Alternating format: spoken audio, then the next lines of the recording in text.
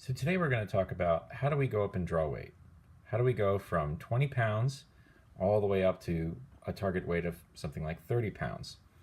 So the way this works is that you can go up from a 20 set of 20-pound limbs to 30-pound limbs, but then your form will suffer, your shot process will suffer, and you may actually hurt yourself and take yourself completely out of commission for several months, only to have to go back down to 20 pounds all over again. So how do we move up in draw weight safely and effectively without having our form and our process suffer? One way to do that is to say, okay, well, our current limbs were maxed out at 20 pounds. We have another set of limbs that starts off at 30 pounds. So we have a gap, right? So one way is to say, let's go up in 2-pound increments. We go 22, 24, 26, and then 28. And the idea is that, and you know, most pounds for a recurve bow, most limbs for a recurve bow will go from, have about a 4-pound range. So 22, 23, 24, 25, roughly.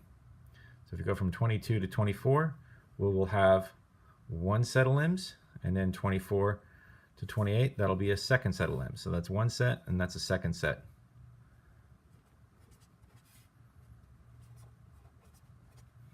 Now, mind you, these set of limbs don't have to be extremely high quality limbs.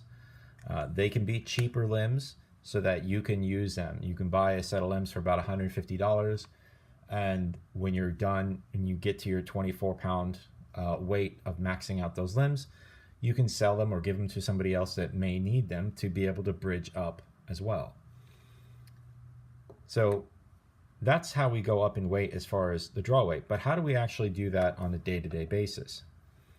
So one thing we talk about is that we do a sort of 2-week cycle. I usually typically do, especially for these lower weights, a 2-week cycle where we have week 1 and then week 2.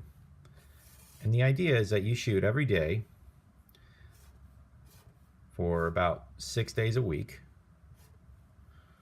See, day 1, day 2, day 3, day 4, day 5, day 6. And the idea is that those days you're shooting, you are using these set of limbs. So if I go from 20 to 22 pounds, let's say I go up 2 pounds. So you want to make sure that you're shooting a consistent amount of arrows each day. Not too much, but enough. So let's say you shoot about, you're just starting off, you're shooting about 60 arrows a day. So let's say you shoot 60 arrows a day here, and you take 1 day off. Now, this formula does not necessarily apply to everybody. You may take off 2 days, but the idea is to have about at least 5 days that you can have that you are shooting. So you do week 1 at 22 pounds at 60 arrows a day. Then you go to week 2, and then you up that to something kind of more like 80 or 90 arrows a day. Now the idea is to build up the understanding for your body how to shoot that higher weight without your form suffering. We're not working on building stamina or trying to have you shoot 150 arrows a day. That's never going to happen while you're going up in weight. So you don't want to work on increasing arrow count while you're going up in weight.